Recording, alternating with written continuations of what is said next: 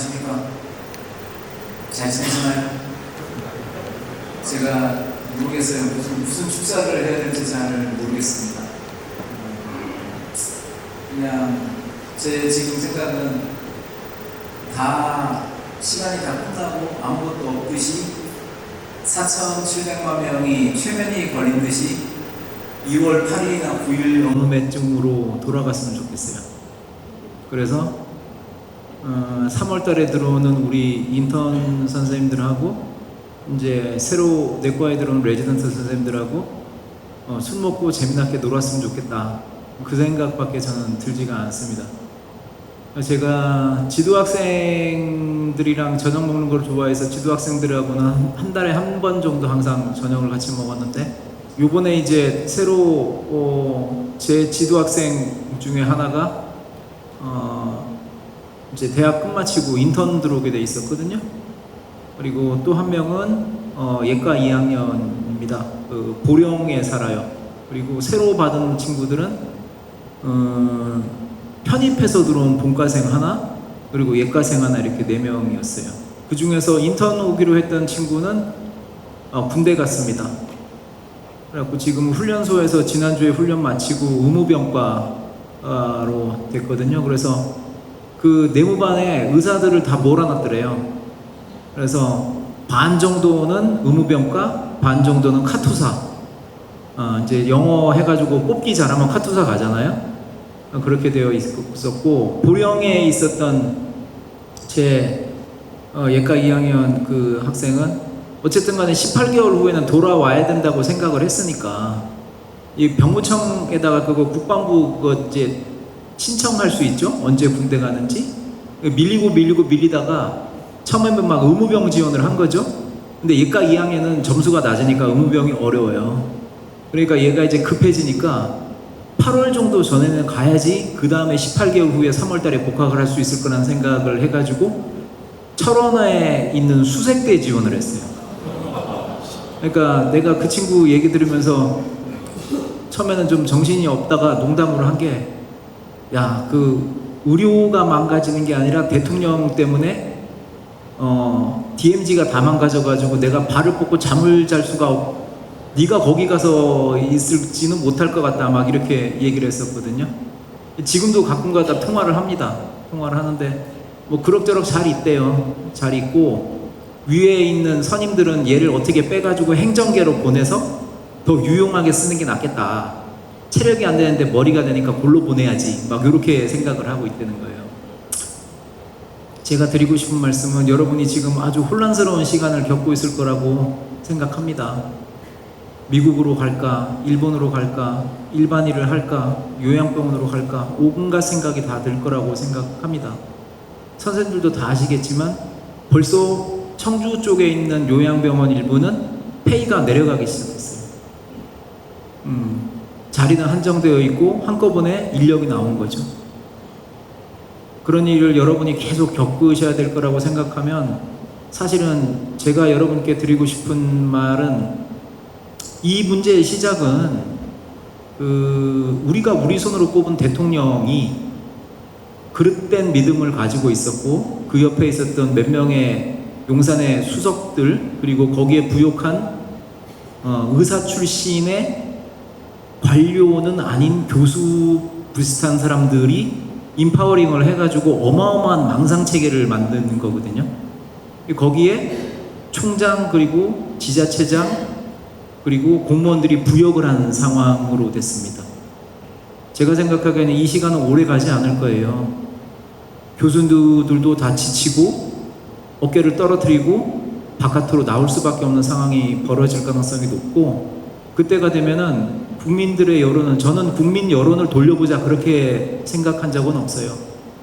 어느 나라도 의사는 여론을 편성할 수가 없습니다. 그러면은 결국은 어떻게 되냐면, 죄송한 말씀이지만 국민들이 우리가 늘 얘기했던 고통을 당하는 시기가 온다, 이렇게 하면 안 된다 라는 거를 깨닫는 시간이 올 수밖에 없는 상황이 될 것 같아요. 저는 그 시간이 안 오길 바라지만 안 올 수 없을 거라고 생각합니다. 그러면은 그때 다시 우리가 생각을 해봐야 될 거예요. 그냥 여러분들이 할 것은 첫 번째가 이 일은 여러분들의 잘못이 아니라는 것을 확실히 마음속에 가지셔야 돼요. 여러분들의 잘못이 아니에요. 학업을 중단하고 나간 학생들의 잘못도 아니고, 그리고 여러분들이 미래의 환자의 약속을 지키지 못하고 훌륭한 의사가 될 수 없는 환경이 되기 때문에 나의 직을 버리겠다라고 한 결정과 행동이 잘못된 게 아니라는 것을 깨달으셔야 돼요. 이 잘못은 정부에 있는 거고, 그리고 두 번째에 있는 잘못은 저를 비롯한 기성세대 의사한테 있어요.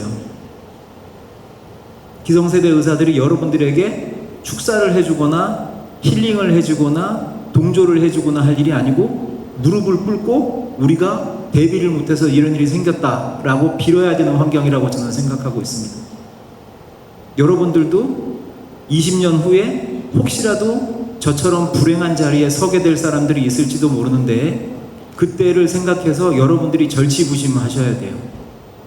지금은 나의 능력으로 이 난국을 타개하겠다라고 생각을 하겠지만, 더 중요한 것은 우리들이 손을 잡고 합치된 의견으로 우리가 바라는 것을 이룰 수 있도록 노력하는 게 더 중요합니다. 그래야지 20년 후에 이런 한 번의 또 다른 파고는 올 거예요.